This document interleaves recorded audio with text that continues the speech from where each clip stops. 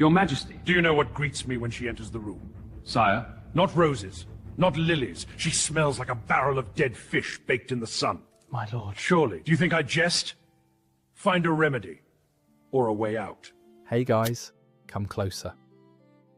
Tonight I want to tell you about a woman who crossed an ocean to marry a king, lasted 6 months as his wife, and then lived another 17 years in peace while he spiraled into paranoia and pain. A woman who figured out something none of his other wives understood. Sometimes the only way to win is to lose gracefully.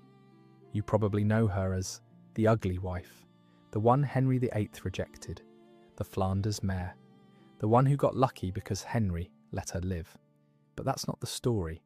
That's Henry's story, the narrative he created to justify what he did to her. The real story is about a 24-year-old woman named Anne of Cleves who arrived in England expecting a political marriage and instead walked into a trap, who had intimate lies told about her body, who was forced to let strange men examine her genitals and testify about what they found, who had to watch her replacement wear her jewellery, who smiled through all of it because showing anger meant death, and who then lived comfortably for nearly 2 decades, playing cards and wearing gorgeous dresses and giving zero thoughts to the rotting king who tried to destroy her. Before we start, hit that like button if you're enjoying these deep dives. Subscribe if you haven't. Drop a comment telling me where you are and what time it is. I love knowing who's out there listening. Get comfortable. Dim the lights. This one's a journey. Settle in. December 1539. The English Channel in winter. Anne of Cleves is crossing from Calais to Dover in a storm. The ship heaves. Water crashes over the deck. She's in her cabin, holding onto the walls, trying not to vomit. Her German ladies are praying. Some are crying. Anne just focuses on not dying before she even reaches England. She's thinking about her future husband, King Henry VIII. She's seen his portrait by Holbein. Impressive, regal, powerful. She knows the marriage is political, an alliance between England and the German Protestant states against Catholic France and Spain. She's been trained for this her whole life. Marry for duty, produce heirs, support your husband's political goals. She doesn't know Henry is 48 years old, massively overweight, and suffering from a leg ulcer that oozes pus constantly. She doesn't know his 3rd wife died in childbirth 2 years ago. She doesn't know he's desperate to remarry, but terrified of making another mistake after the Anne Boleyn disaster. Most importantly, she doesn't know that within days of meeting her, Henry will decide she disgusts him, and that once Henry decides something, reality has to bend to match his opinion. But we're getting ahead of ourselves. Let's start 6 months earlier, in the summer of 1539, when Thomas Cromwell made the worst decision of his career. Thomas Cromwell was Henry's chief minister. Brilliant, ruthless, the man who'd engineered Henry's break from Rome, the dissolution of the monasteries, the execution of Anne Boleyn. He'd survived in Henry's service longer than almost anyone by always knowing what the king wanted before Henry knew himself. In 1539, what Henry wanted was a new wife, someone to replace Jane Seymour, who'd given him a son and then inconveniently died, someone who'd cement Protestant alliances, someone beautiful who'd make him feel young. Cromwell suggested the Duchy of Cleves, small German territory, Protestant, well-positioned. The Duke had 2 unmarried sisters, Anne and Amalia, both reportedly acceptable. He sent envoys to investigate. They came back with positive reports.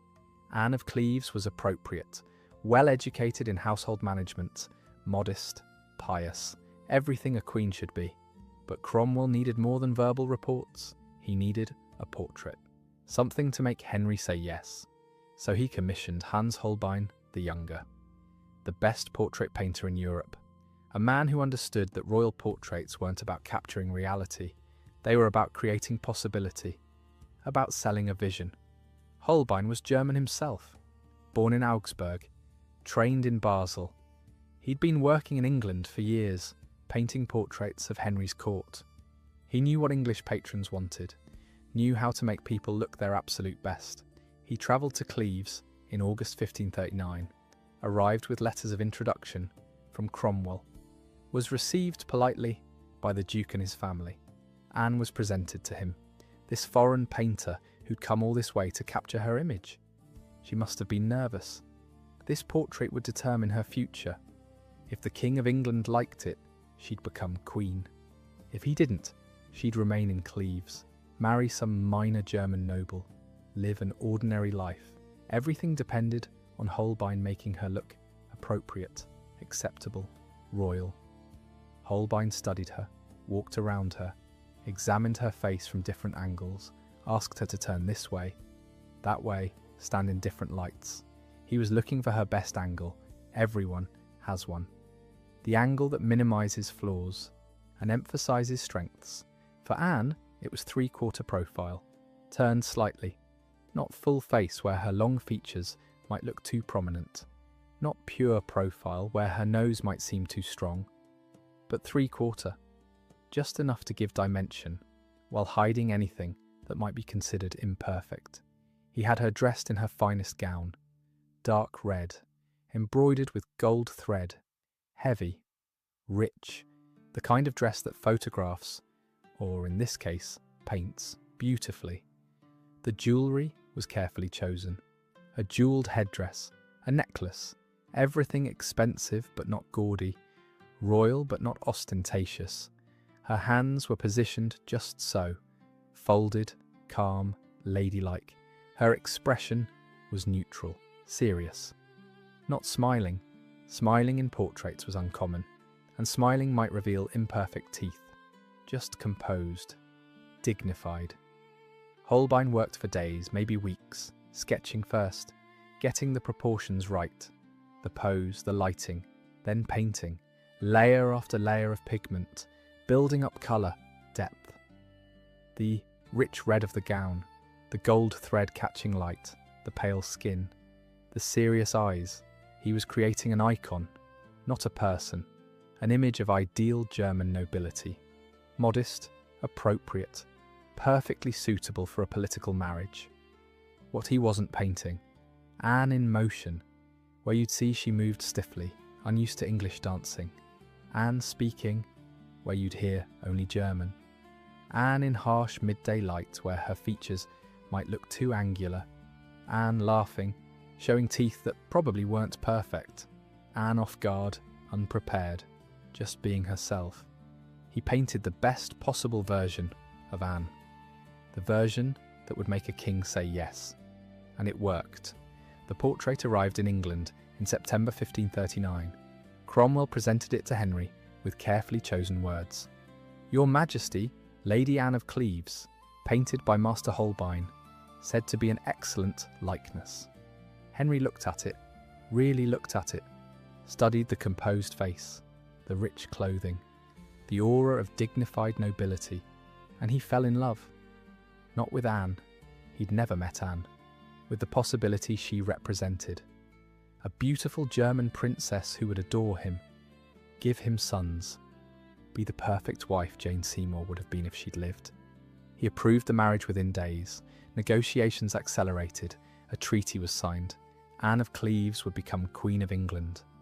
Cromwell must have felt relief and dread, because he'd just bet everything, his career, his safety, probably his life, on Henry liking a real woman as much as he liked her portrait. And portraits lie, not always maliciously, but they lie by omission, by careful staging, by showing only the best angle in the best light with the best expression. The real Anne, three-dimensional, moving, speaking, breathing, would never live up to the two-dimensional image Henry had fallen in love with. Cromwell knew this. Deep down, he knew. But the alliance with Cleves was too important. England needed Protestant allies against Catholic France and Spain. The marriage had to happen, so he sent the portrait, and hoped, and probably prayed that reality wouldn't disappoint too badly. It did. Reality always does when you're in love with an idealised image. But by the time Henry met the real Anne, it was too late. The treaty was signed.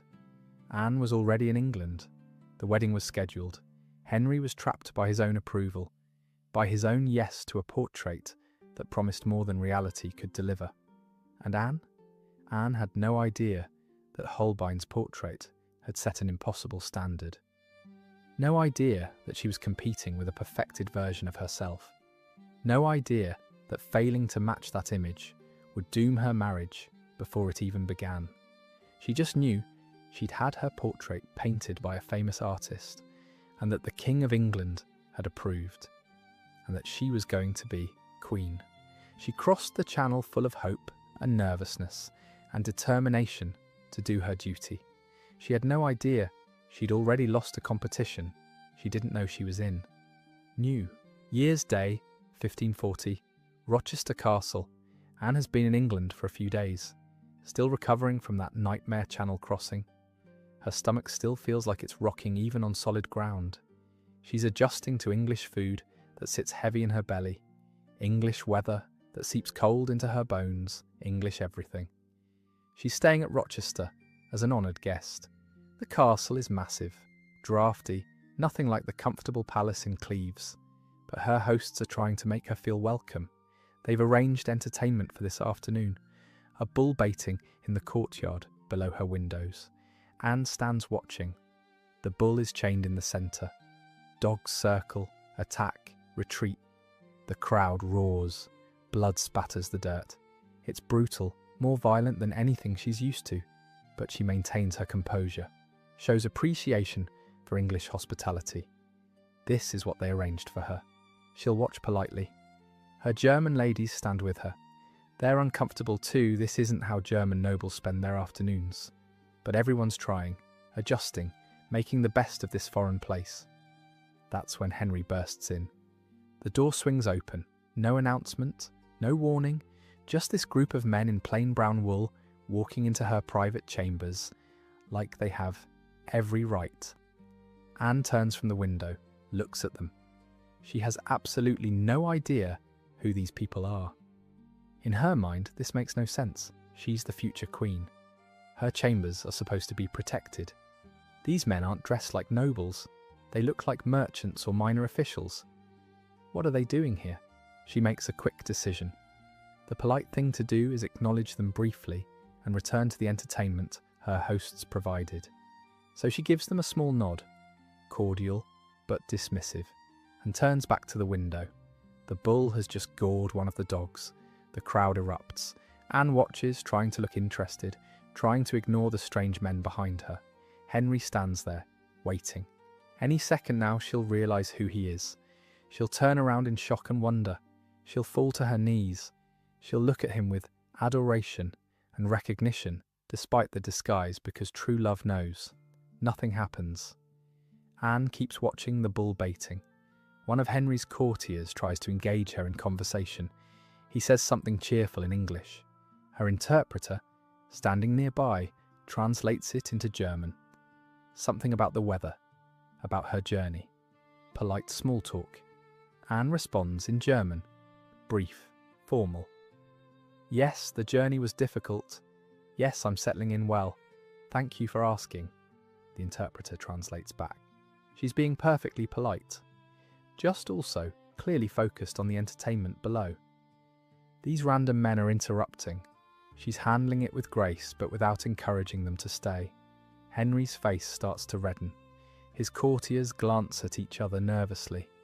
They know that look. They know what happens when Henry doesn't get what he wants. He tries again, steps closer, says something directly to Anne. His voice has an edge now. The interpreter translates. Anne turns slightly, gives another polite response in German, and returns her attention to the window. She's not being rude. Not really.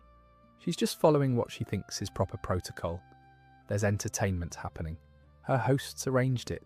She's supposed to watch it. These men, whoever they are, should understand that. But Henry doesn't understand that. Henry understands that this woman, his future wife, the woman he's about to marry, is treating him like an inconvenience. His jaw clenches. His hands curl into fists at his sides. One of his courtiers touches his arm gently. Perhaps they should go. Perhaps they should come back later, in proper attire. Henry doesn't say anything, just turns and walks out. His footsteps echo down the stone corridor. Angry, heavy. His courtiers follow quickly. The door closes. Anne lets out a small breath. Finally, she returns her full attention to the bull baiting. She has no idea what just happened. No idea she just failed the most important test of her life. In another chamber, Henry is ripping off the brown wool, throwing it on the floor. His gentlemen scramble to help him into proper royal clothing. Heavy velvets, cloth of gold, jewels, everything that screams king. His face is still red. His hands shake slightly as he shoves his arms through sleeves. One of his courtiers tries to smooth this over. "Your Majesty, she didn't know. She's never seen you before. Once you're properly announced." "She should have known," Henry snaps. "She should have felt it." His courtiers exchange glances, say nothing. Henry finishes dressing, adjusts his jewelled chain, takes a breath. "Announce me properly this time." They return to Anne's chambers, this time with proper ceremony. A gentleman usher enters first. "His Majesty, King Henry VIII of England."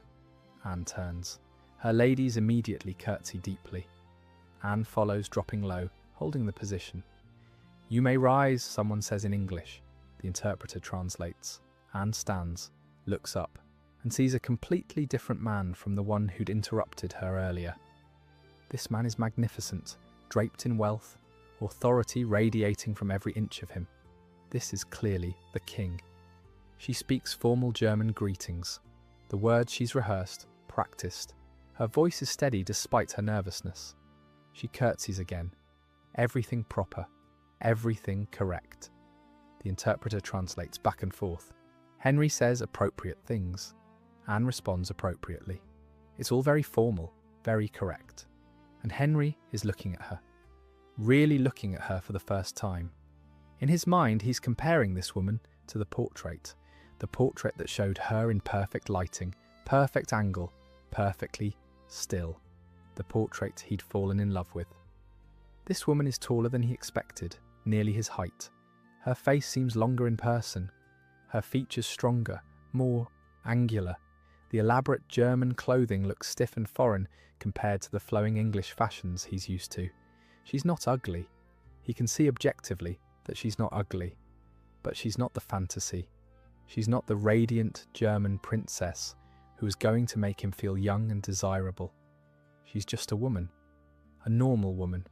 Nervous and foreign and trying very hard to do the right thing. And she didn't recognize him. That's the part he can't get past. When he walked in disguised, she had no idea. No magical connection. No instant understanding. She treated him like a nuisance. His ego is cracking like ice over water. He stays for an hour, goes through all the proper motions, has polite conversation through interpreters, gives her a formal gift, accepts her thanks, and the whole time he's thinking, is there any way out of this? Any remedy? Finally he leaves, returns to his chambers at Greenwich. The 30-mile ride happens mostly in silence. His courtiers know better than to speak. When he arrives, it's late, after midnight, but he summons Cromwell anyway. Cromwell comes in his nightshirt, terrified. Middle of the night summons from Henry are never good. "I like her not," Henry says, the words that will be recorded for history.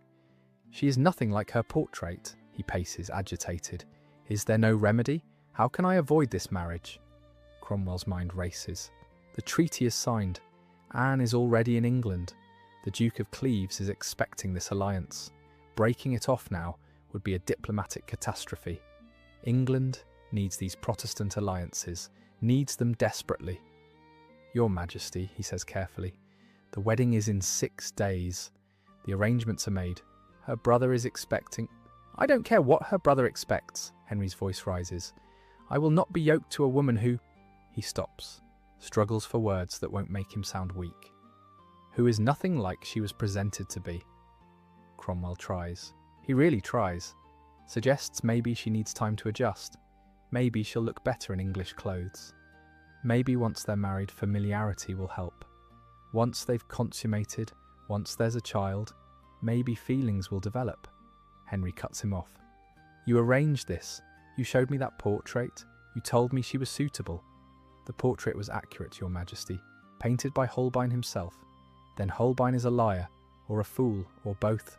Cromwell falls silent. There's nothing he can say that won't make this worse. Henry paces more, then stops, seems to come to a decision. The wedding will proceed. The treaty demands it. But you will find grounds for annulment immediately. Start documenting everything. I want this marriage dissolved the moment it's politically feasible. Yes, Your Majesty. And Cromwell? Henry's voice is quiet now. Dangerous. If you cannot fix this, there will be consequences. Cromwell bows. I understand, Your Majesty. He leaves, returns to his own chambers, and probably doesn't sleep that night, because he knows what consequences means in Henry's court. Execution. Anne, back at Rochester, thinks the visit went well. Her ladies help her prepare for bed. They're excited. The wedding is in 6 days. They've seen the king now. He seemed appropriate. Formal, but appropriate. Did you think him handsome? One of her German ladies asks in German. Anne considers. He looked very royal, she says carefully, not really answering. And in 6 days you'll be queen, another says. Anne smiles, but there's something in her stomach, a small cold feeling.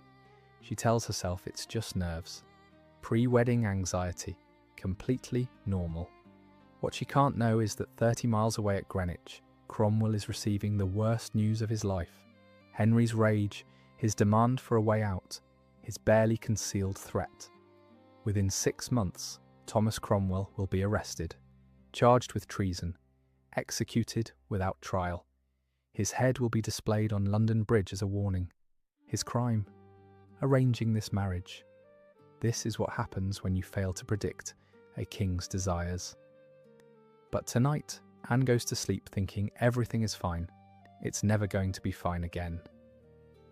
January 6th, 1540. The wedding. Anne wakes before dawn. Her ladies come in early to begin preparations. This will take hours. First, the bath. Wooden tub dragged into her chambers, filled with hot water, scented with herbs and oils. Anne climbs in. The water is almost too hot, but it feels good. Loosens the tension in her muscles. Her ladies wash her hair. German ladies doing this. The English ones aren't quite trusted with such an intimate task yet. They use soap, rinse it multiple times. Her hair is long, dark blonde. It takes time to wash thoroughly. Then they dress her. The undershift first, fine linen, then the corset, laced tight. Anne can barely breathe, but that's normal. That's how it's supposed to be. The stockings, garters, slippers, then the kirtle, dark crimson, heavy silk. It goes over her head. It takes 2 women to settle it properly, to arrange the fabric, then the gown. This is the masterpiece, cloth of gold, literally woven with gold thread. It weighs probably 15 pounds, maybe more. It's stiff, rich, catches the light with every movement. The sleeves are separate, tied on with ribbons.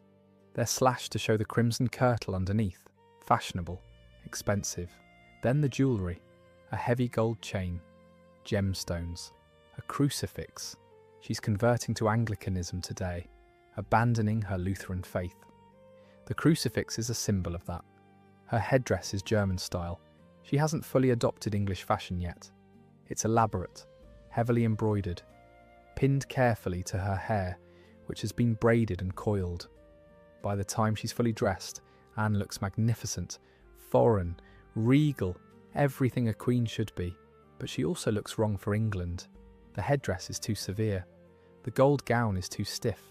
She looks like a German princess dressed for a German court. The English courtiers will whisper, but it's too late to change now.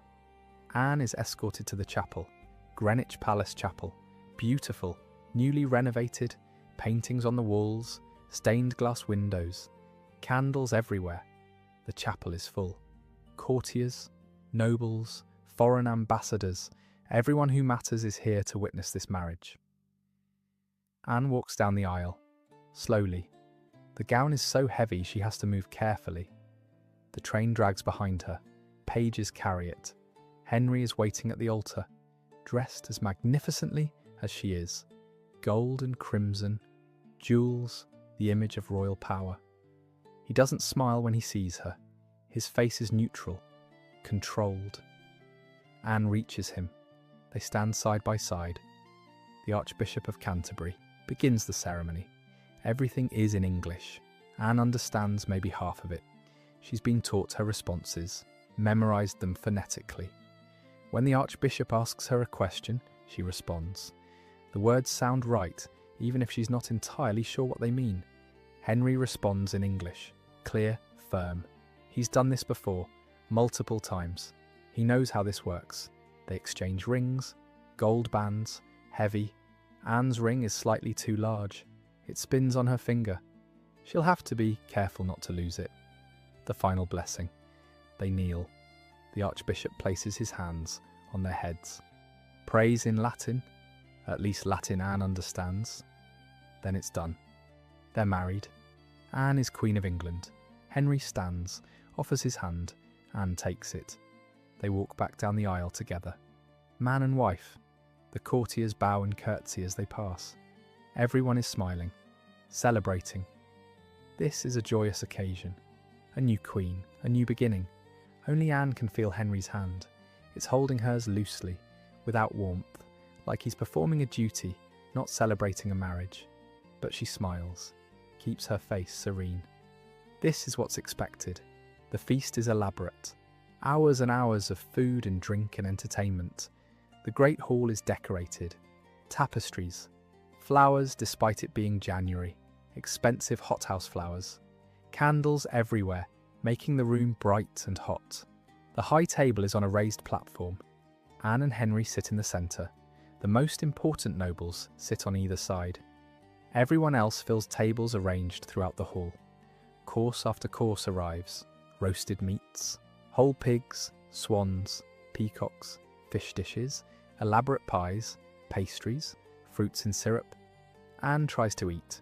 The English food is rich, heavy, different from what she's used to. The spices are strange. Some dishes she recognises, others are completely foreign. She takes small bites, chews carefully, tries to look like she's enjoying herself. Henry eats heartily, drinks heavily. Wine, ale. He's talking to the courtiers on his other side, laughing, animated. He doesn't speak to Anne, doesn't include her in conversations. When someone addresses her directly, an interpreter translates. She responds. The interpreter translates back. It's awkward, stilted, everyone can feel it. Musicians play between courses, loud, cheerful, covering the silences. There's dancing after the meal. The nobles form sets, perform elaborate English dances, fast, energetic, requiring perfect timing. Anne watches. She doesn't know these dances well enough to participate. Not yet. Maybe someday. Henry doesn't dance either. His leg hurts too much. He sits at the high table, drinking, watching. Anne sits beside him, also watching, also drinking, though more moderately. People approach them, congratulate them, wish them happiness and many sons. Anne smiles, thanks them in her careful English. Henry responds more warmly to the well-wishers than he does to Anne. He's charming, gracious, every inch the generous king. With Anne he's cold, formal, barely there. The feast continues for hours, 6 hours, 7. Anne loses track. Her gown is so heavy, the corset so tight, she can barely breathe, can't eat much, just wants it to be over. Finally, as evening turns to night, the bedding ceremony begins. This is what everyone's been waiting for, the consummation, the moment that makes everything official.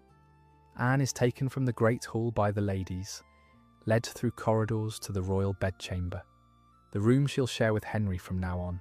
It's enormous, dominated by the bed, huge 4-poster with heavy curtains. The bedding is rich, expensive. Everything in the room screams wealth and power. The ladies undress her, layer by layer, the heavy gold gown, the crimson kirtle, the corset. Blessed relief when that comes off. Everything, until she's naked. standing in the centre of the room, while women she barely knows look at her body, assess her. Some of them make comments.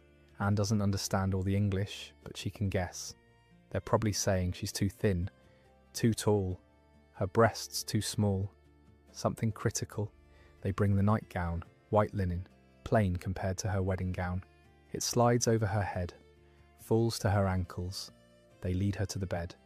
She climbs up. It's so high she needs the step, slides under the covers. Cold linen despite the fire roaring in the hearth. The ladies position her, arrange her hair on the pillow, smooth the nightgown, make her look presentable. Then they step back. Wait, the door opens. Henry enters with his gentleman. He's in his nightshirt, white linen straining over his massive frame. Anne sees his leg, that bandage, already stained. The smell reaches her. She keeps her face neutral, doesn't react. Henry climbs into bed. The whole frame creaks. The mattress sags toward him. The attendants make their jokes. Everyone laughs. Even Anne manages a smile, though she doesn't understand the words. Then finally, they leave. Close the door. Draw the curtains around the bed most of the way, and Anne and Henry are alone, for the first time as husband and wife. What happens next has already been covered. Henry's attempt, his failure, his silent retreat to his side of the bed. But Anne lies there afterward thinking, this is my life. Now, this strange country, this cold man, this massive bed where we don't touch. This is what she left Germany for, what she crossed the channel for, what she gave up her family and her language and her home for. And it's nothing like she imagined. She doesn't cry. She's too shocked to cry, just lies there in the dark, listening to Henry eventually fall asleep, and wondering what happens next. What happens next is 6 months of slow misery, and then destruction, and then survival. But lying there on her wedding night, Anne doesn't know that yet. She just knows something is very, very wrong, and she has no idea how to fix it. Around 10 o'clock, the bedding ceremony begins. This is standard procedure for royal weddings, public, witnessed, humiliating in its formality. Anne is taken to the royal bedchamber by her English ladies. The German ones have been left behind. This is an English ceremony now. The women chatter as they work. Anne understands maybe 1 word in 5. They unlace her wedding gown. Layer after layer comes off. The heavy outer gown, the kirtle beneath, the underkirtle, the chemise, everything. She stands there naked while strange women look at her, assess her. One of them says something and the others laugh. Anne has no idea if they're laughing at her or just making wedding night jokes. She tries to smile, to seem unbothered. They bring out her nightgown, thin linen. It's January. The fire in the hearth is roaring, but the chamber is still cold. Stone walls hold cold like they're storing it. The nightgown slides over her head, does nothing to warm her. They lead her to the bed. It's enormous. Curtains of heavy fabric hang from a wooden frame. The mattress is piled high with blankets, furs, pillows. She climbs up. It's so tall she practically has to hoist herself, and slides under the covers. The ladies arrange her. Hair spread on the pillow, just so. Nightgown smoothed, hands folded on top of the blankets. She's being positioned like a doll, made ready for her husband. One of them pats her hand, says something in English. The tone is reassuring. Anne nods, tries to look calm. They leave her there, sitting up against the pillows, waiting. The door opens again. Henry enters. With him are his gentlemen, a small crowd of men who've known him for years, who've dressed him, advised him, covered for him. Henry is wearing his nightshirt, white linen that strains across his massive frame. His legs are visible below the hem, tree trunks of legs. And on the left one, that bandage, huge, wrapped around his thigh, already stained yellow and brown, even though it must have been changed recently. The smell hits Anne even from across the room. Rot, decay, something sweet and putrid underneath. She tries not to react, keeps her face neutral. The gentlemen help Henry to the bed. He climbs up with difficulty. His weight makes the entire frame creak. The mattress sags dramatically on his side. Anne shifts slightly, trying to stay on her side, not to roll toward him. One of the gentlemen makes a joke, something about fertility and strong sons. Everyone laughs. Even Henry manages a smile, though it doesn't reach his eyes. Another gentleman says something to Anne. She doesn't understand. He repeats it louder, as if volume will help. One of the women translates into German. "His Grace wishes you a pleasant evening," Anne nods. "Thank you," she says, in careful English, the phrase she's practiced. More laughter, approving nods. The foreign bride speaks English. How charming. Then finally, they all leave. Bow, curtsy, back out of the room, close the door. The curtains around the bed are drawn, but not fully closed. Enough gap to let in some firelight. Henry and Anne are alone, for the first time ever. Two people who can barely speak to each other, forced into the most intimate situation possible. Anne doesn't know what to do. She's been told this will happen, that her husband will do something. She doesn't have details, just vague euphemisms about wifely duties, about submitting, about enduring. She waits for Henry to make the first move. Henry lies there on his side of the bed. His leg is throbbing. It always throbs at night. The pain worse when he's lying down. The ulcer is deep, goes almost to the bone. His doctors say it needs to drain. That sealing it completely would trap the poison inside. So it drains, constantly, into the bandages that have to be changed twice a day. The smell is always there. He's gotten used to it, stopped noticing most of the time. But he notices Anne's face when he walked in. That tiny flicker, the way her nostrils flared slightly before she controlled her expression. She thinks he's disgusting. He knows she thinks he's disgusting. And that knowledge, that certainty, makes everything harder. He turns slightly toward her. She turns toward him. Her face in the dim firelight looks young, nervous. She's trying to be brave. He reaches out, touches her arm through the nightgown. She doesn't pull away. That's good. He leans in, kisses her. Her lips are closed, tight. She tastes like wine from the wedding feast. He pulls back, looks at her face. She's not showing any emotion. Not pleasure, not disgust, just waiting. He tries again, reaches for her more purposefully now. His hand finds her breast through the thin linen. She stiffens slightly, but doesn't resist. His body should be responding, should be preparing for what comes next. He's done this before. 3 wives, numerous mistresses. He knows how this works. Nothing's happening. He tries to focus, thinks about other women. Women who'd wanted him, who'd made him feel powerful and desirable. Jane Seymour, sweet and compliant. Anne Boleyn before everything went wrong, when she'd been exciting and forbidden. Still nothing. Anne lies there. His hand is on her breast, but nothing else is happening. She doesn't understand. Is this how it works? Is this the beginning of something? Or is something wrong? Henry pulls his hand back, tries a different approach, kisses her neck, her collarbone. His hand moves down her body, over her stomach, between her legs. And that's when he notices it, or thinks he notices it. A smell, not perfume, not rosewater, something else, something off. Is it real? Is he imagining it? Is it just the smell from his own leg that he's suddenly hyper-aware of? Or is it really coming from her? He pulls back again, lies on his back, stares at the canopy above. Anne doesn't move, doesn't ask what's wrong. She probably assumes this is normal, that marriage nights are awkward and confusing. Henry tries one more time, reaches for her, attempts to perform, to do what's required. His body refuses, completely, utterly. There's nothing happening, no arousal, no interest, just failure. How long does he try? 20 minutes? An hour? It feels like forever. Eventually, he gives up, rolls away from her, lies on his side of the bed facing away, says nothing, no explanation, no comfort, no acknowledgement that anything is wrong.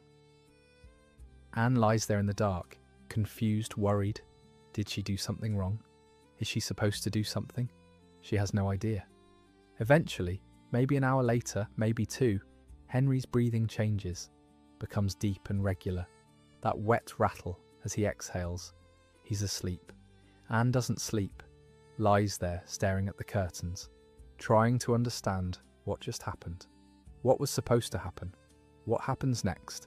Nothing makes sense. When morning comes, pale light filtering through gaps in the curtains, Henry is gone. Already dressed and left. No one told Anne he was leaving. No one explained.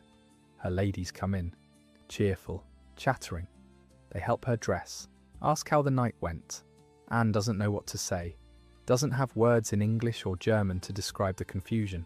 She just smiles, nods, lets them think everything is fine. It's not fine. That same morning, Henry summons his doctors. Dr. William Butts arrives first.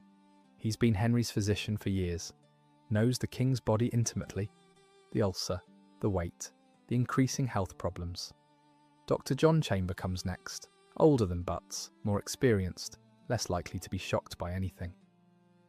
They meet in Henry's private chambers, early, before the court wakes fully. Henry is already dressed, sitting in his chair. His face is set in angry lines. The marriage, he says without preamble. It cannot be consummated. The doctors exchange glances. This is dangerous ground. Royal failures of any kind are dangerous to discuss. Your Majesty, Butts says carefully, these things sometimes require time. Familiarity can. It's not about time. Henry cuts him off.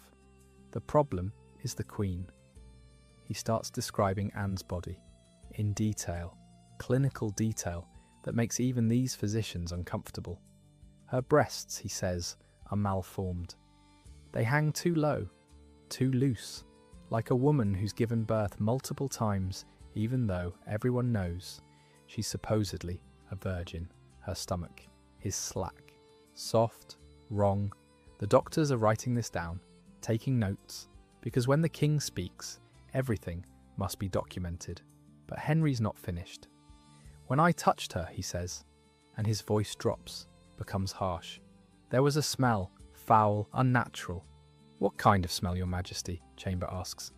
Pen poised over parchment. Like fish, Henry says. Dead fish. Rotting. The doctors keep their faces neutral. Write it down. Like something decayed, Henry continues. I tried. I attempted my duties as a husband, but the smell, the sight of her body, I could not. Butts tries again. Your Majesty, sometimes anxiety can affect. I'm not anxious, Henry's voice rises. My body works perfectly well. I still have nightly emissions. I still wake with vigour. The problem is not me. The problem is her. This is the crucial point, the part Henry needs documented. He's not impotent. He's still capable, still virile. The failure is entirely Anne's fault. Could she have an infection, Butts suggests? Something that might cause an odour? Henry seizes on this. Yes, perhaps. Some defect in her body. Something wrong with her from birth. We could examine her, Chamber offers. Determine if there's a medical explanation. Do that, Henry orders. Document everything. I need evidence. Proof that this marriage cannot proceed. The doctors bow. Leave. They're careful men. They know what Henry wants. He wants a medical justification for annulment. He wants Anne's body to be the problem, so his impotence doesn't have to be. And they'll give him what he wants. Because refusing a king's order, especially this king, is suicide. Over the next weeks, Henry continues consulting with his doctors. Each conversation adds more detail, more problems with Anne's body, more reasons why consummation is impossible. He tells them he's tried multiple times, that each time he's been unable to proceed, that the smell, the sight, the wrongness of her body makes arousal impossible. He tells them he's still capable with other women, still has dreams, still wakes aroused. His body works fine. It's just Anne who disgusts him. The doctors document everything, every complaint, every description, every excuse. They also start making subtle inquiries. Is there any way to prove Anne isn't a virgin? Any evidence she's been with another man? Because that would void the marriage contract completely. They find nothing. Anne's life has been supervised since birth. She's never been alone with a man who wasn't family or clergy, but that doesn't matter. Henry doesn't need proof of misconduct. He just needs proof the marriage can't be consummated. And he's building that case, carefully, systematically. Meanwhile, Anne wakes every morning wondering why her husband won't touch her, won't explain, barely speaks to her. She thinks maybe it's her fault. Maybe if she tries harder, learns English faster, adjusts better to English customs. If she knew what Henry was telling his doctors, if she could hear him describe her body as malformed, disgusting, wrong, she'd understand there's nothing she could do to fix this. But the lies are being told behind closed doors, filed away, prepared for the moment when Henry decides he's done pretending. January through June 1540, 6 months that feel like 6 years. Anne wakes every morning around 5:30, before dawn. The winter darkness presses against the windows. Her chamber at Greenwich is cold despite the fire that burns all night. Stone holds cold better than heat. Her German ladies come in to dress her, except there are fewer of them now. By February, only 2 remain. The rest have been sent back to Cleves or reassigned. In their place are English ladies, women Anne can barely speak to, women who report everything back to Henry's advisors. The English ladies are polite, perfectly polite, but Anne can feel them watching, assessing. She knows they gossip about her the moment they leave the room. She doesn't understand all the English words, but she recognises the tone, the speculation. Getting dressed takes an hour. Layer after layer, shift, kirtle, gown, sleeves tied on separately. The elaborate headdress that takes 2 women to position correctly. By the time she's ready, the sun is barely rising. She goes to her private chapel for morning prayers, a small room off her chambers, cold and draughty. She kneels on the hard stone floor. The English chaplain leads prayers in Latin. At least Latin she understands. It's the same in every country. She prays for understanding, for patience, for whatever she's doing wrong to be revealed so she can fix it. She doesn't know there's nothing to fix. The problem isn't her behaviour, it's her existence.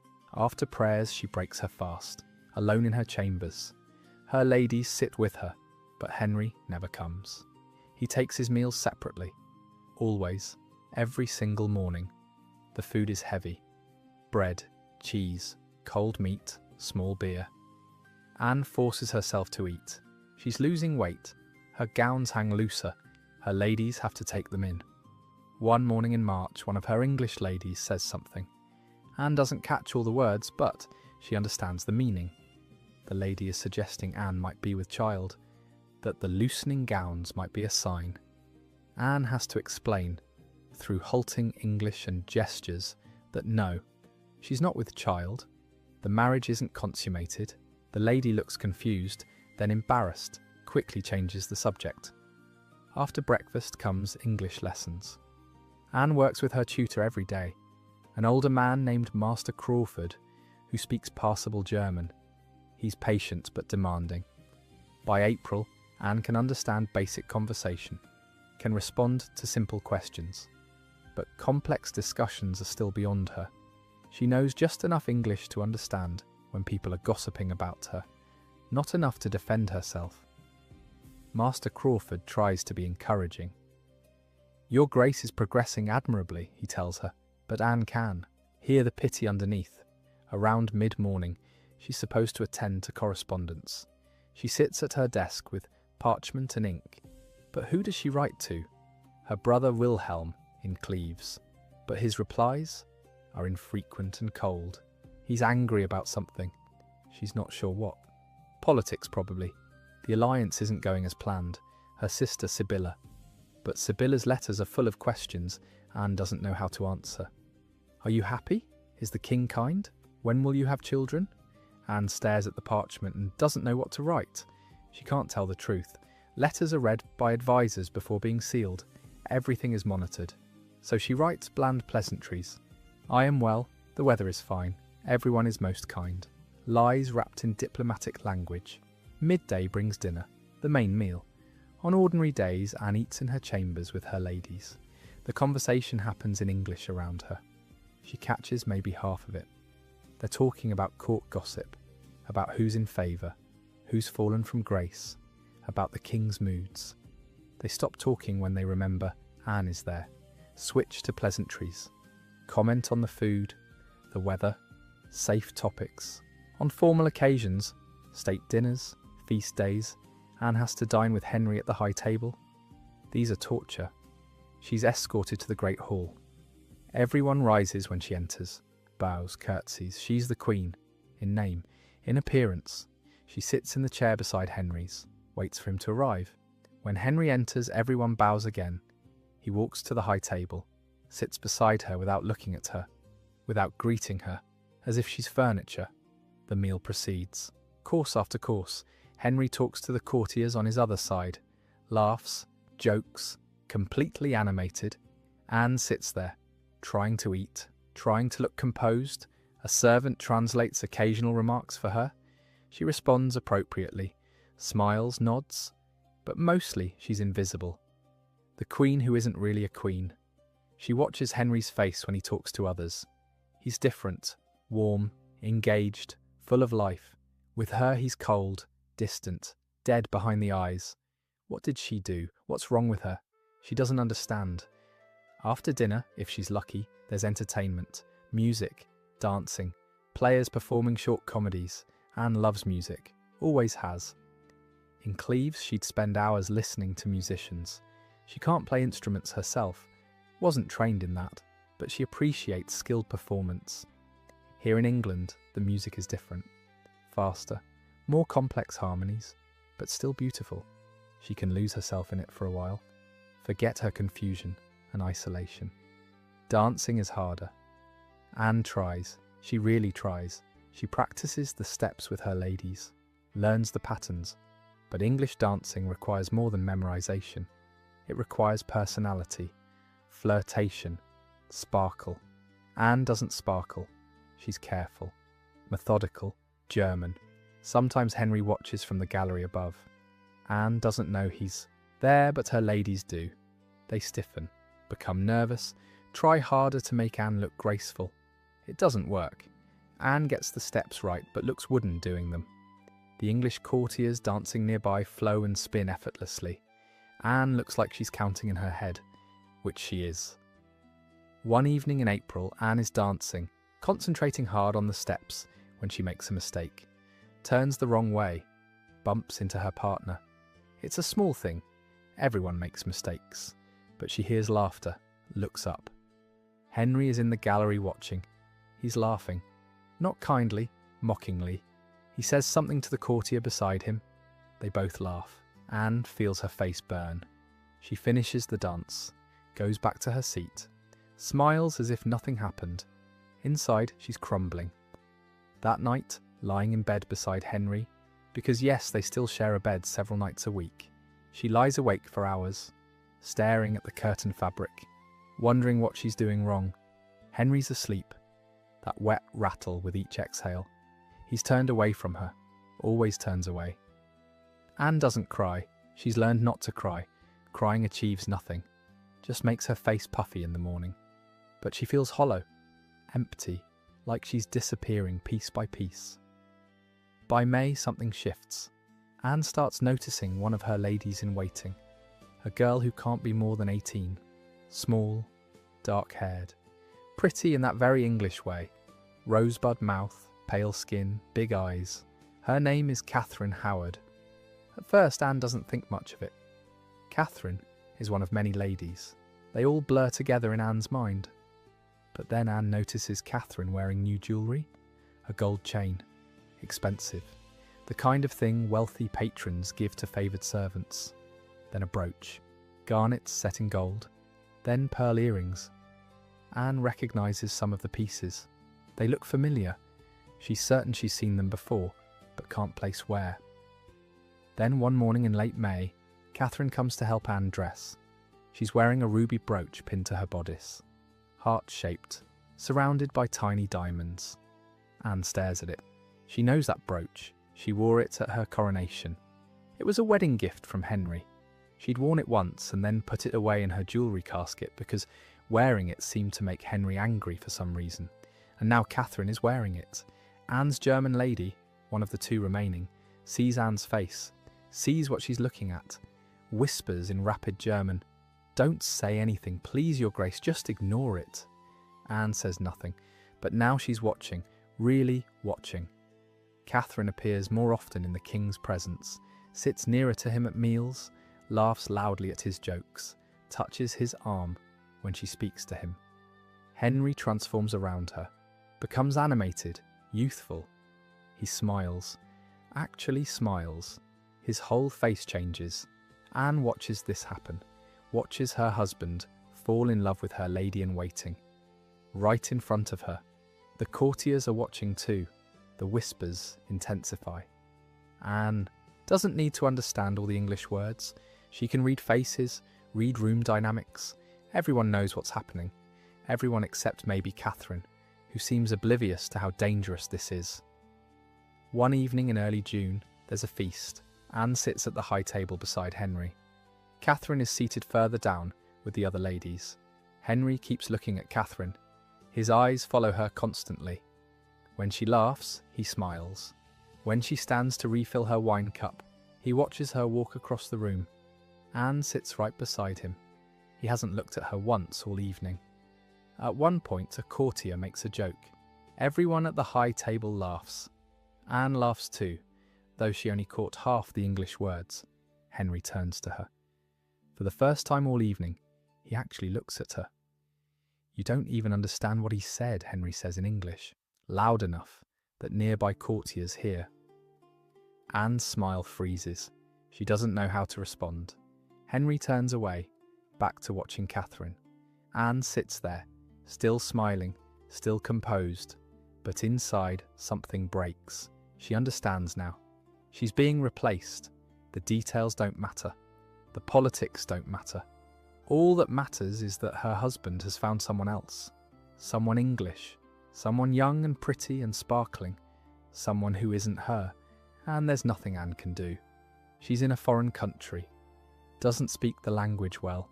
Has no allies except two German ladies who are just as powerless as she is. Has no money of her own. No way to leave. She's trapped, and everyone knows it. The feast continues. Music plays. People eat and drink and laugh. Anne sits at the high table, the queen, in a gown worth more than most people earn in a lifetime, with a crown on her head, and she's never felt more powerless in her life. That night, sharing a bed with Henry for what will turn out to be one of the last times, Anne lies awake. Henry falls asleep quickly. The ale and wine from the feast help. He's snoring within minutes. Anne stares at the canopy, thinking, something is going to happen. She doesn't know what, but you don't publicly court another woman while your wife watches unless you're planning something. Anne thinks about Catherine of Aragon, Henry's first wife, the one he divorced to marry Anne Boleyn. Catherine was exiled, stripped of her title, forbidden from seeing her daughter. She died alone, bitter, broken. Anne thinks about Anne Boleyn, Henry's second wife, the one he'd loved passionately before turning against her completely. Anne Boleyn was executed, beheaded on false charges of adultery and treason, dead at 33. Jane Seymour, the third wife, died in childbirth. Not Henry's fault directly, but still, dead. 3 wives, 1 exiled, 1 executed, 1 dead. Anne is the 4th wife, and Henry clearly doesn't want her anymore. What happens to 4th wives? Anne lies there in the dark beside a man who despises her, and she makes a decision. Whatever Henry wants, whatever he's planning, she's going to cooperate completely, without resistance, without demands, without causing any problems whatsoever. Because the women who fight Henry end up dead or broken. The women who make his life difficult pay for it. But maybe, a woman who makes things easy for him, who gives him everything he wants without forcing him to work for it, who helps him get what he wants, and then disappears quietly. Maybe that woman gets to live. It's not much of a plan. It's not noble or dignified or any of the things a queen should be, but it might be survival. And survival, Anne is learning, is worth any price, even dignity, even truth, even participating in your own destruction. If that's what it takes to live, Anne will do it. She lies there beside Henry, already planning her own graceful defeat. Because in June 1540, Anne of Cleves figures out what none of Henry's other wives understood. Sometimes, the only way to win is to lose perfectly. Anne is Queen of England on paper. She has the title, the crown, the apartments at Greenwich, the ladies in waiting. But she's not really queen. Let me tell you what her actual days were like. She wakes around 6. Her German ladies dress her, but Henry is replacing them, slowly, one by one, with English women who report everything back to him. By March, Anne has only 2 German ladies left. The rest are English, women she can't fully communicate with, who watch her constantly, who whisper in corners. She breaks her fast alone. Henry never joins her. He eats separately. He's avoiding her. After breakfast, English lessons. A tutor who speaks some German. By April, she can understand basic phrases. By June, she can have simple conversations. But it's slow, painful. Then she's supposed to attend to correspondence. But who does she write to? Her brother barely responds. Her mother is dead. She has no friends here. So she sits pretending to write letters, while her English ladies embroider and gossip. Midday meal. Alone. Unless there's a state occasion where Henry's required to dine with her. Then they sit beside each other in front of the entire court. He barely speaks. When he does, it's through interpreters, and only the minimum protocol requires. Anne smiles, tries to make conversation. Everyone can see it's not working. Can see Henry wince when she speaks. Avoid looking at her. The courtiers gossip. Why doesn't the king touch his wife? Is she barren, deformed? Anne hears the whispers, even though she doesn't understand all the English. She knows something is very wrong. Afternoons she tries to entertain herself. She learns English card games. She's terrible at first, but by summer she's quite good. It becomes one of her few pleasures. She also starts learning English dancing. This is torture. German dances are stately and formal. English dances are faster, require improvisation, flirtation. Anne is methodical and careful. She learns the steps, but can't capture the spirit. Henry watches sometimes from the gallery above, watches her fumble, watches her try so hard and fail. It makes him hate her more, because her effort highlights his rejection. She's not terrible and uncaring. She's trying and still not good enough. That makes him the problem. And Henry can never be the problem. Evening meals. Another round of forced proximity. Anne sits beside Henry at the high table.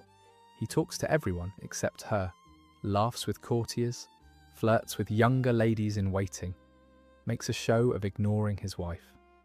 Anne eats carefully, trying not to draw attention. She's lost weight. Stress will do that.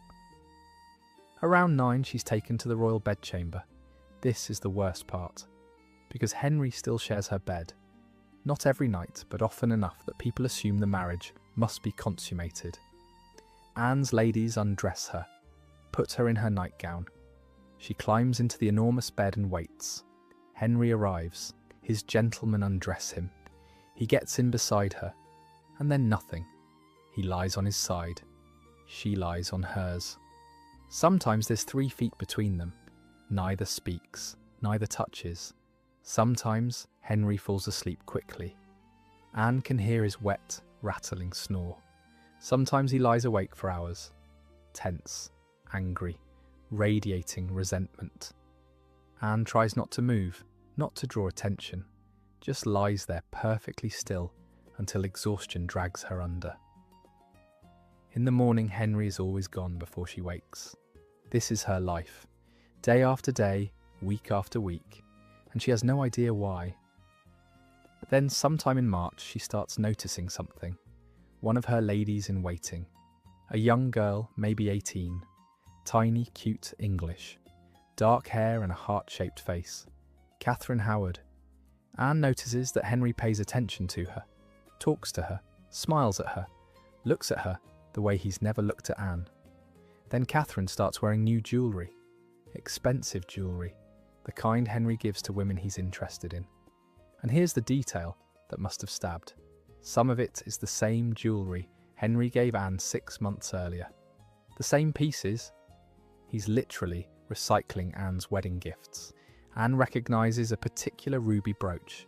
She'd worn it at her coronation. Now it's pinned to Catherine's bodice. Catherine doesn't know, doesn't realise she's wearing the rejected wife's cast-offs. But Anne knows. Catherine starts appearing more often, sitting closer to the king, dancing with him, laughing at his jokes. And Anne understands. She's being replaced, right in front of her eyes, by one of her own ladies. What does she do? Nothing. What can she do? She's in a foreign country, doesn't speak English well, has no allies, no money of her own, no way to leave. She's trapped. So she watches her husband fall in love with her lady-in-waiting while she's still queen, still married, still sleeping in the same bed as him every night where they don't touch. By May, it's obvious to everyone at court. The king is pursuing Catherine Howard openly while his wife watches. The courtiers don't even hide their gossip. They talk about it in front of Anne. In English, she now understands enough to get the meaning. She understands she's lost. But somewhere in those 6 months, Anne figures something out, something that will save her life. If she makes this easy for Henry, if she cooperates, if she doesn't cause scandal, if she lets him have his way, maybe he'll let her live. It's not much of a plan, but it's all she has. June 1540, everything accelerates. June 24th, Thomas Cromwell arrested during a council meeting, charged with treason and heresy. He's the man who arranged the Cleves marriage. His career depends on it being successful. It's not successful, so Cromwell has to go. And here's something that doesn't get talked about. When Cromwell is arrested, Anne's remaining German ladies are immediately dismissed, sent back to Cleves within days. Anne doesn't even get to say goodbye properly. Suddenly she's completely alone. No one who speaks her native language. No one who knew her before England. Just English ladies who report everything to Henry's council. Total isolation before the annulment even begins. 3 days after Cromwell's arrest, Henry summons his council, announces he believes his marriage to Anne is invalid, never properly consummated.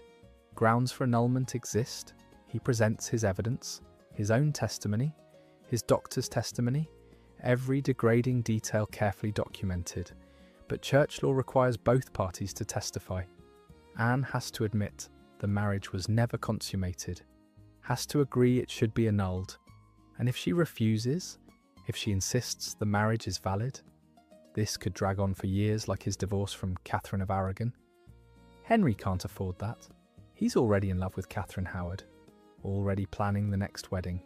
So he sends a delegation to Richmond Palace, where Anne has been quietly exiled. A group of councillors, there to discuss the situation.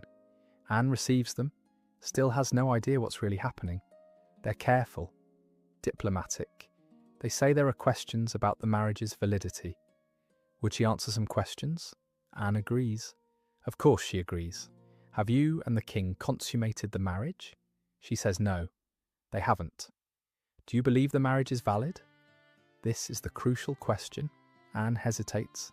She can feel the trap closing. The councillors explain very carefully what will happen if she cooperates. If she agrees the marriage is invalid, she'll be treated with honour, given estates, a generous income, called the king's beloved sister.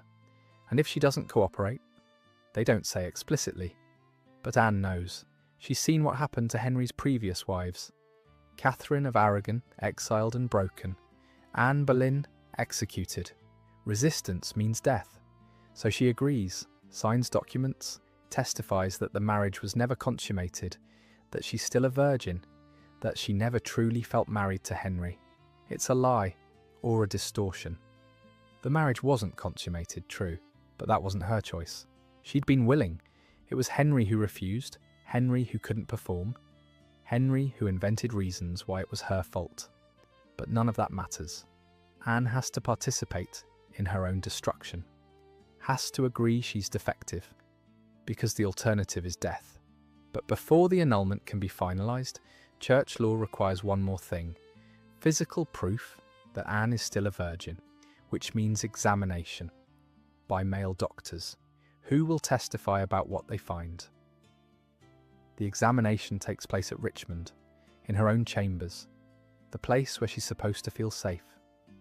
3 doctors arrive: Dr. William Butts, Dr. John Chamber, Dr. George Owen, all men who've served the royal household for years, who've attended births, who've examined queens before. They're professional, clinical. They explain what needs to happen: physical evidence of virginity, proof the marriage was never consummated. Anne's ladies prepare her. They try to be kind, tell her it'll be quick. The doctors are professionals. They've done this before. Anne nods. This is required. This is the price of cooperation.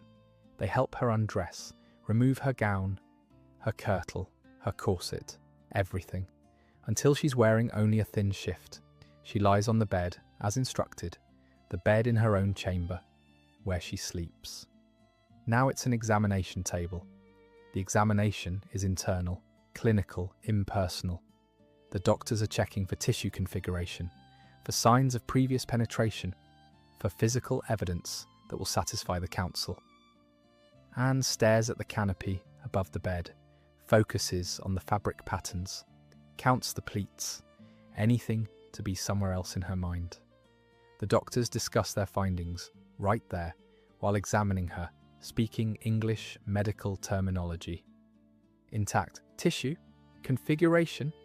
They're discussing her body like it's evidence, which it is. That's exactly what it is to them. The examination lasts maybe 20 minutes. Anne endures it without protest, without tears. Just lies there because resisting is pointless and dangerous. When they're finally done, they step back. Tell Anne she can dress. They'll report their findings to the council. They leave, close the door. Anne's ladies rush to help her. One of them, her last remaining German lady, is crying softly, saying something in rapid German about how wrong this is. Anne doesn't cry. She sits up slowly, lets them help her dress, drinks the wine they bring, but something inside her has changed. She's just been examined by strange men who will now testify about her body to the king's council. Intimate details that will be written down, filed away, made official. This is what cooperation costs. This is what survival requires. That evening, Anne sits by her window, looking out at Richmond's gardens. It's July. Everything is green and growing. She survived today. That's what matters. The examination is over. The annulment will proceed. Tomorrow she'll be gracious again. Cooperative. The perfect, grateful divorcee. But tonight, she just sits and breathes and reminds herself that being alive is worth any price, even this. The doctors testify, present their findings to the council, under oath. Anne of Cleves is intact, still a virgin, no signs of penetration. The marriage was never consummated. This supports Henry's case perfectly. The marriage is invalid. The council accepts the testimony, declares the marriage null and void. Anne is no longer queen. She's the king's beloved sister.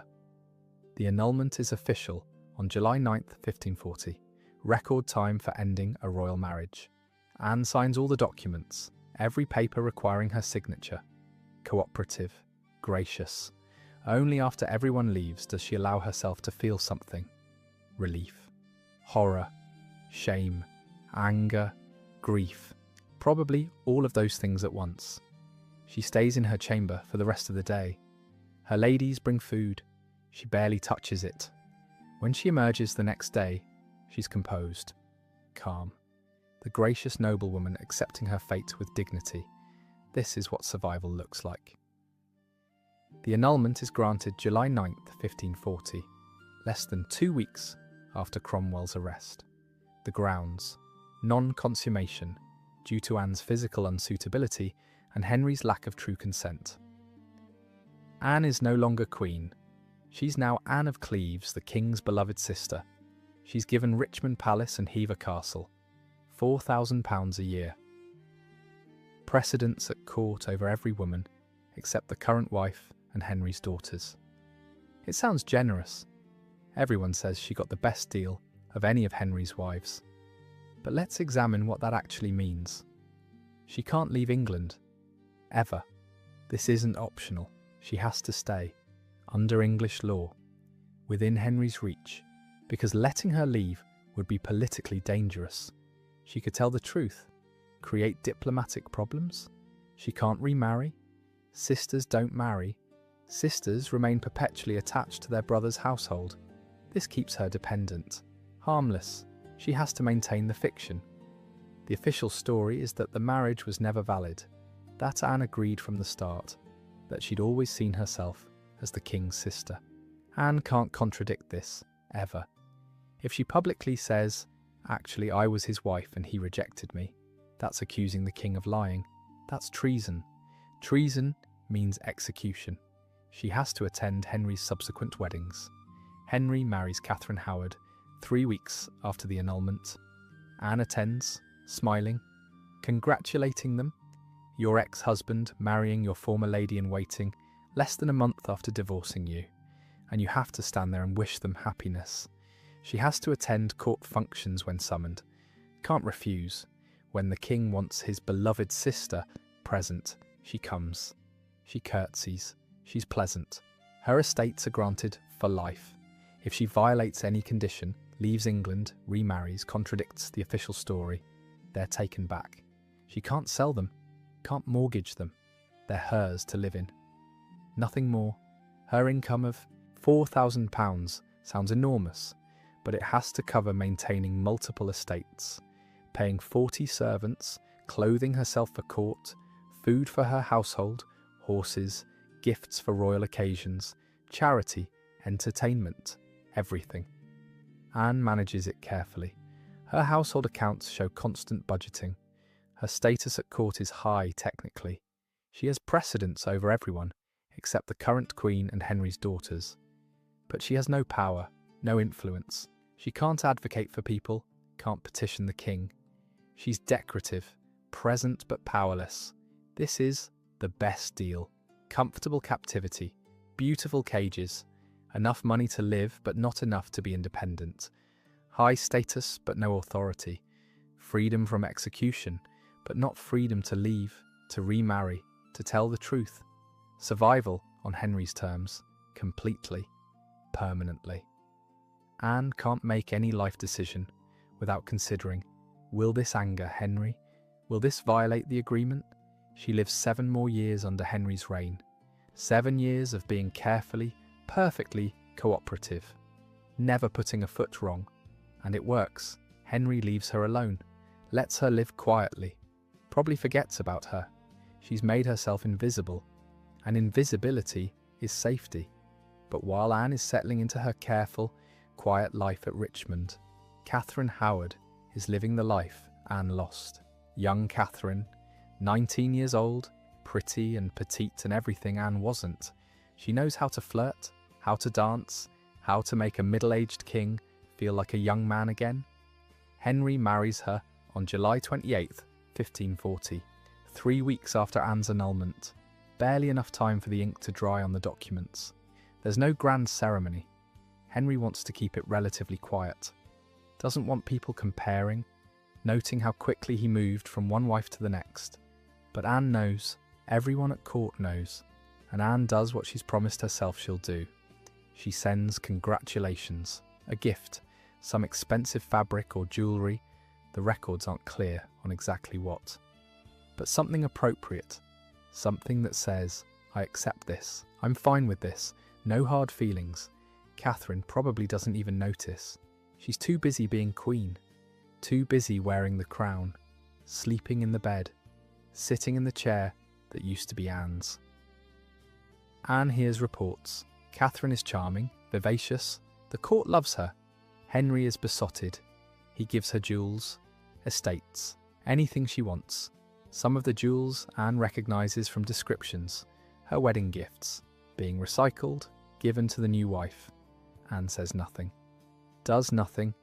just lives quietly at Richmond, plays her cards, wears her pretty dresses, stays out of the way.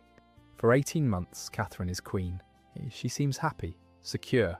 She has Henry's complete devotion, but Catherine is young and careless, and she doesn't understand how dangerous it is to be Henry's wife. Before she married Henry, Catherine had lovers, young men, age-appropriate relationships that seemed normal to her. She was a teenager in a noble household. These things happened, but she didn't disclose this to Henry, didn't tell him she wasn't a virgin when they married, didn't think it mattered. It mattered. And then, and this part is less clear, there were rumours that Catherine had taken a lover after marrying Henry, a young man named Thomas Culpeper. Whether it was consummated or just flirtation, the evidence was murky, but it didn't have to be true. It just had to be believable. In November 5141, someone talked. Someone always talks. A woman who'd known Catherine before her marriage, who had grievances, who decided to share information with the right people. The investigation began, quietly at first, then more aggressively. Catherine's past relationships were documented. Letters were found, or perhaps created. Witnesses were questioned, or perhaps coerced. Catherine was arrested, stripped of her title, imprisoned. The evidence was presented to Henry, his fifth wife, the one he'd loved so passionately, the one who'd made him feel young.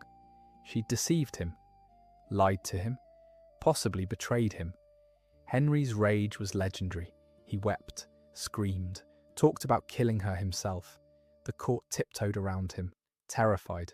The men involved, or allegedly involved, were executed first, tortured, beheaded, their heads displayed on London Bridge. Catherine was kept in prison for months, through winter, in cold stone rooms, with no certainty about her fate. She was 21 years old, probably terrified, probably regretted every careless decision she'd ever made. In February 1542, Parliament passed a Bill of Attainder. Catherine Howard was guilty of treason. The sentence? Death. February 13th, 1542, the Tower of London. Catherine is brought out to the scaffold, the same scaffold where Anne Boleyn died, where countless traitors have died. It's early morning, cold, a small crowd has gathered. Executions of queens don't happen often. People want to witness history. Catherine has to walk from her cell to the scaffold. Her legs barely hold her, guards support her. She's wearing a simple grey gown. No jewels, no crown. Nothing marking her as having once been queen. She climbs the steps to the scaffold. The wooden platform is still stained from previous executions. The block is in the centre, dark with old blood. The executioner is waiting, masked, holding the axe. Catherine is supposed to make a speech. Tradition requires it.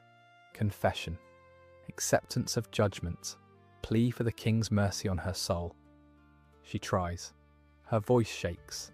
She can barely get the words out. Something about being justly condemned, about praying for the king, about accepting her fate. No one can hear her properly. She's crying, shaking, barely 21 years old and about to die. She kneels at the block, has to be positioned correctly. The executioner needs a clean angle. They tie a cloth over her eyes. She's trembling so hard the whole scaffold shakes. The executioner raises the axe. The crowd goes. Silent. One swing. Clean. Professional. Catherine Howard's head falls into the basket prepared for it. Her body slumps. Blood spreads across the wooden platform. The crowd disperses. The body is wrapped in cloth, buried quickly. Unmarked grave. No ceremony. Nothing marking that this was once a queen. Anne hears about it. Everyone hears about it. It's all anyone talks about for weeks. The king's fifth wife, dead. Just like the second wife, both executed for adultery, both young, both dead. Anne is at Richmond when the news arrives. One of her ladies tells her, quietly, unsure how Anne will react. Anne's face doesn't change. She thanks the lady for the information, says something appropriate about praying for Catherine's soul. Then she goes to her private chapel. kneels, and prays. What is she thinking? We don't know.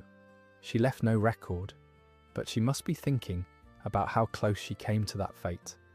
If she'd fought the annulment, if she'd insisted on her rights, if she'd caused problems or made demands.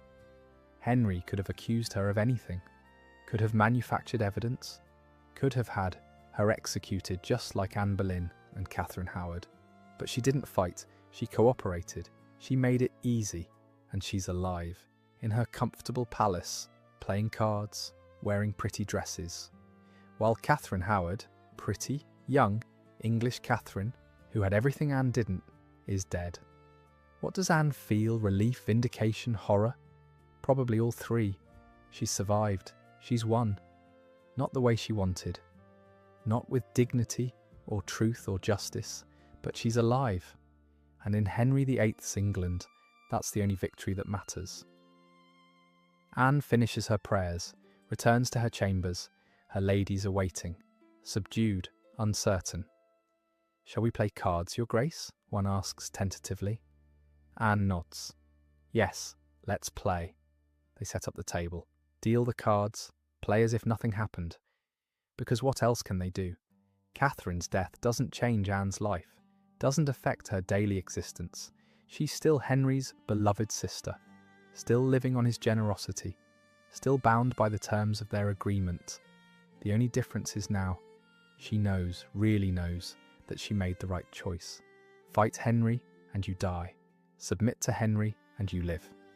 It's a brutal lesson, but Anne has learned it well. Henry marries again. Of course he does. He's only 50 years old, still needs more sons, still needs a wife. His sixth wife is Catherine Parr, a widow, 31 years old, intelligent, educated, Protestant. Everything Catherine Howard wasn't. Anne meets her eventually, some formal court function. They're polite to each other, cordial. Catherine Parr is smart. She can see what happened to the wives before her. She's careful, diplomatic. She manages Henry's moods expertly, keeps him calm, makes herself useful. She survives. Barely. There's a moment in 1546 where Henry almost has her arrested for heresy. She has to grovel, apologise, convince him she's completely submissive. It works. She lives. When Henry dies in 1547, Catherine Parr is free. She marries for love. Her fourth husband has a child, dies in childbirth a year later. But she got more than Anne Boleyn or Catherine Howard. She got to outlive Henry, got to remarry, got 1 year of freedom. Anne outlives them all. Anne gets 17 years after Henry's death. 17 years of peace. That's the real victory. When Henry dies in 1547, Anne must have felt something. She's at Richmond when the news arrives. A messenger. Formal announcement. His Majesty King Henry VIII has passed. Long live King Edward VI. Henry is dead. After 7 years of knowing he could destroy her at any moment, 7 years of walking carefully, of never putting a foot wrong, of being perfectly, boringly cooperative. He's dead, and she's alive. What does Anne feel? Relief, certainly. The man who'd humiliated her, who'd spread lies about her body, who'd held her life in his hands for 7 years. He's gone. But also uncertainty. What happens now? Edward is 9 years old, too young to rule. England will be governed by a regency council. Will they honour Henry's settlement, or will they see Anne as unnecessary expense and strip her of everything? For weeks, Anne waits, anxious. But the council sends word. Nothing changes. Her estates remain hers. Her income continues. Her status as the king's sister is upheld. Anne breathes again. Edward VI's reign is short. He's sickly. Dies at 15 in 1553. Never really gets to rule. The Regency Council runs everything. Then Mary becomes queen. Henry's daughter from his first marriage. Catherine of Aragon's child. A woman who watched her mother be destroyed by Henry. Who was declared illegitimate. Who survived through sheer determination. Mary remembers Anne. Remembers the kindness, the friendship. When Mary is crowned in 1553, Anne attends the coronation. She's given a prominent place. Mary makes sure of it.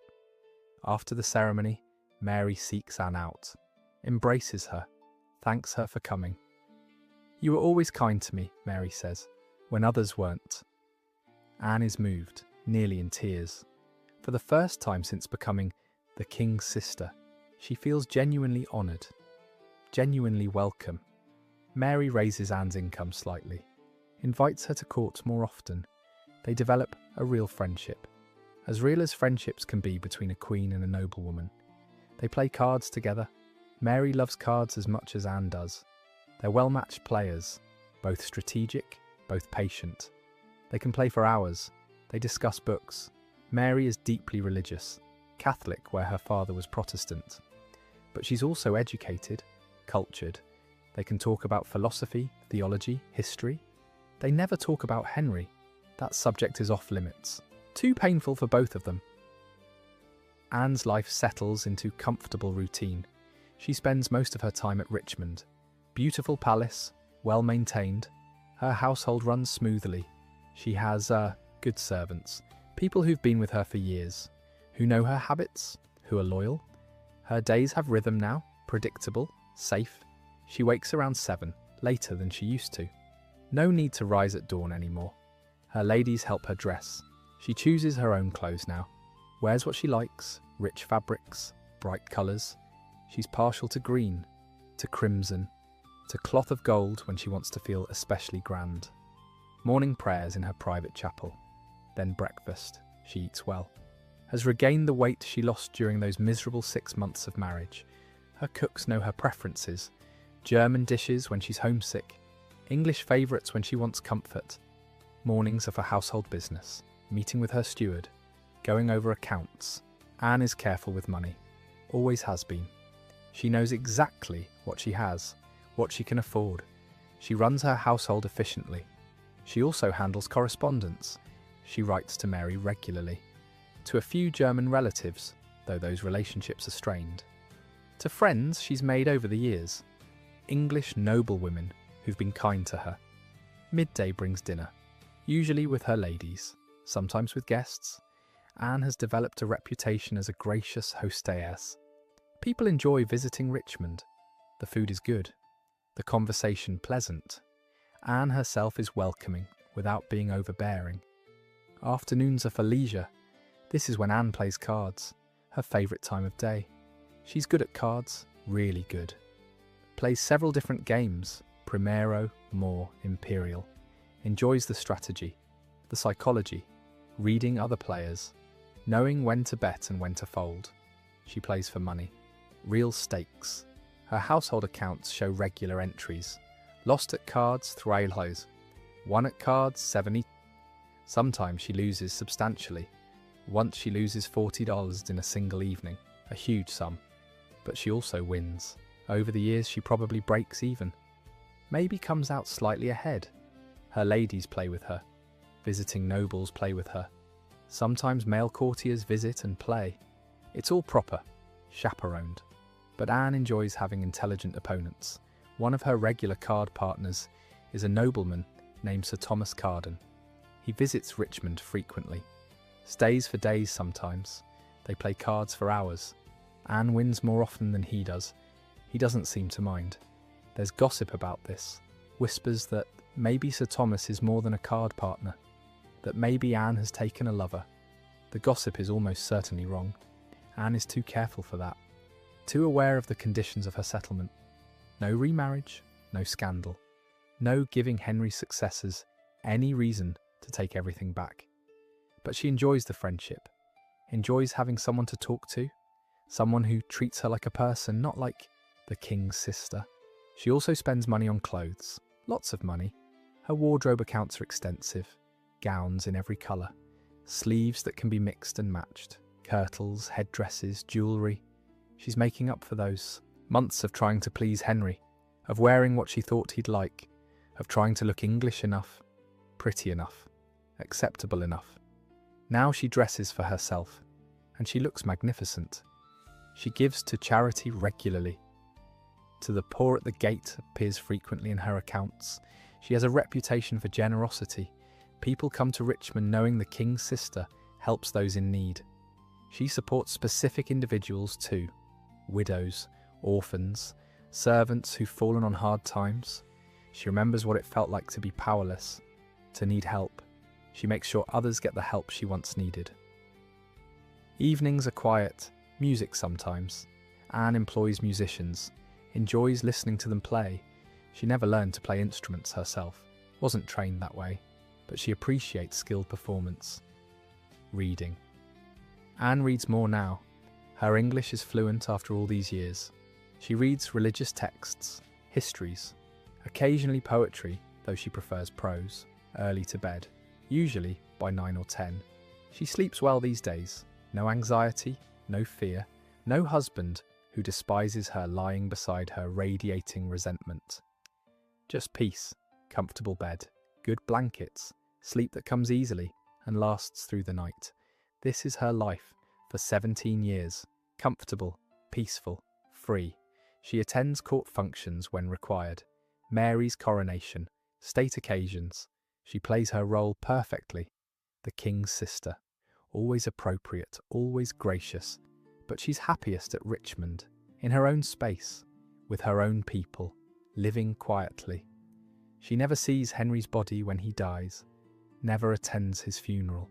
She's not invited, probably wouldn't want to go anyway.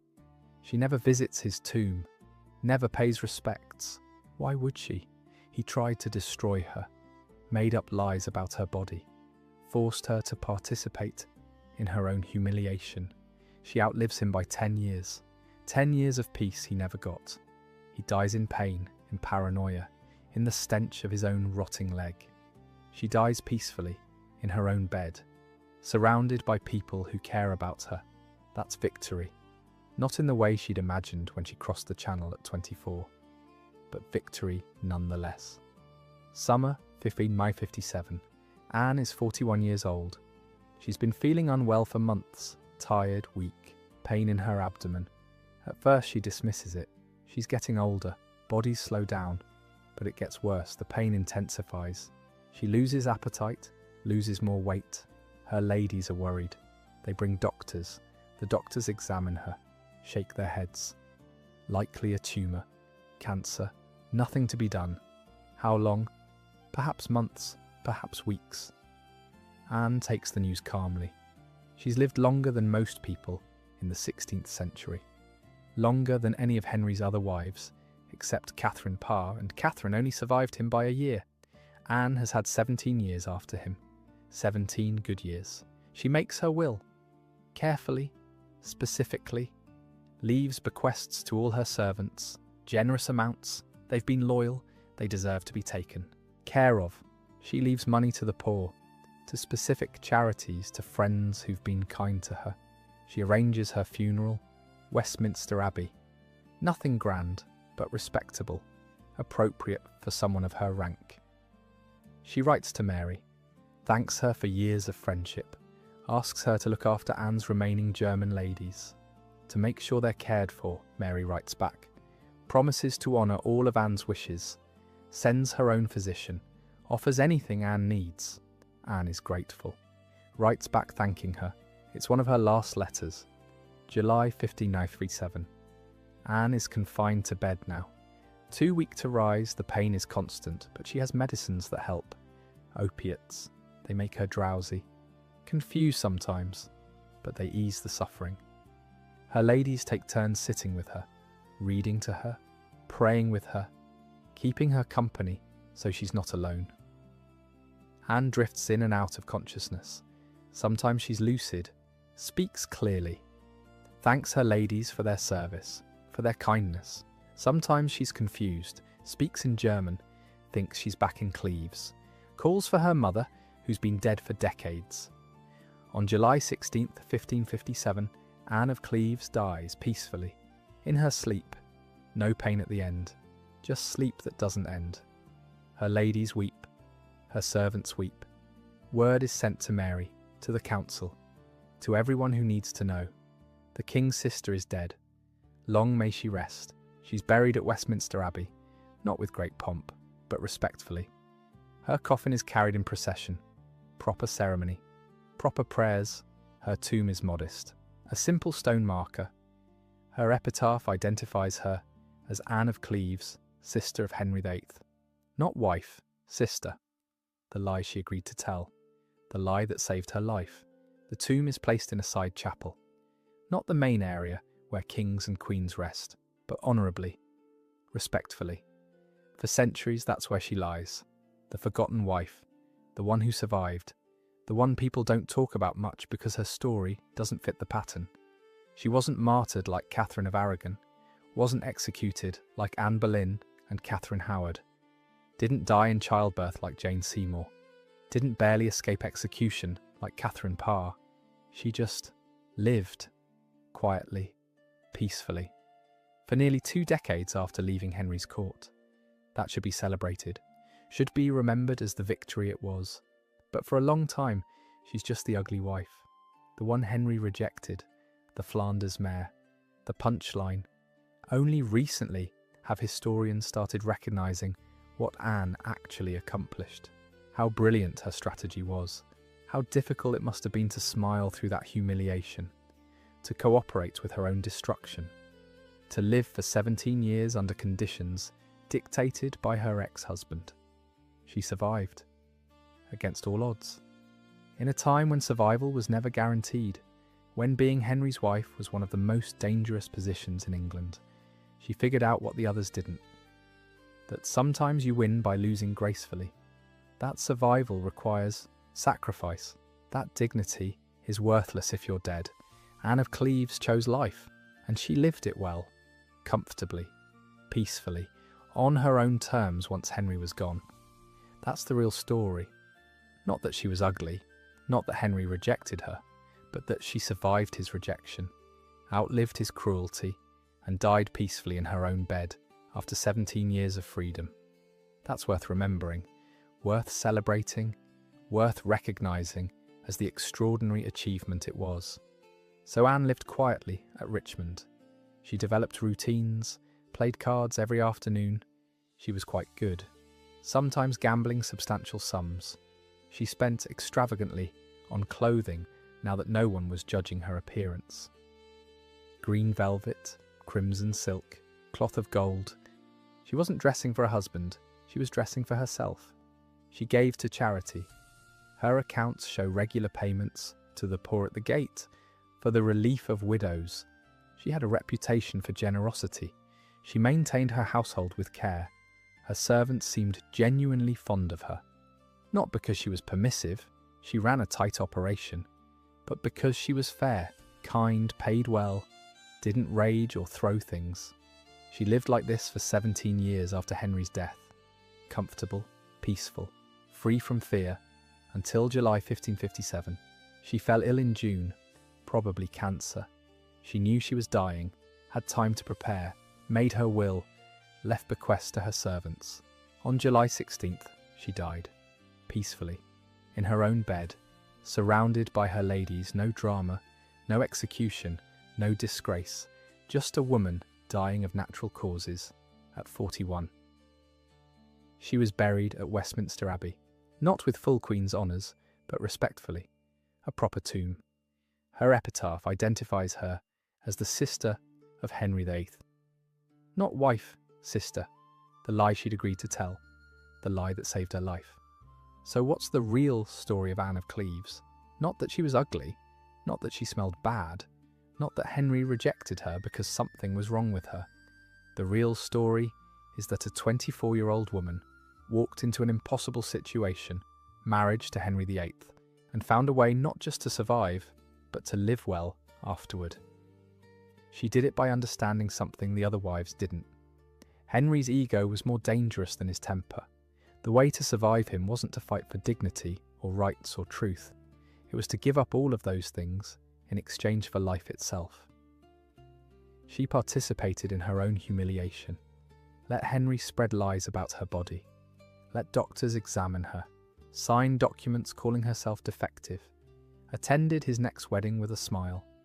She made it easy for him. So easy that he got bored and moved on. And then she had 17 years of peace, of playing cards and wearing pretty dresses and living without fear. Henry died in 1547, his body so swollen with decay it exploded before they could bury him. He'd gone through 6 wives, 2 executions, left England in chaos.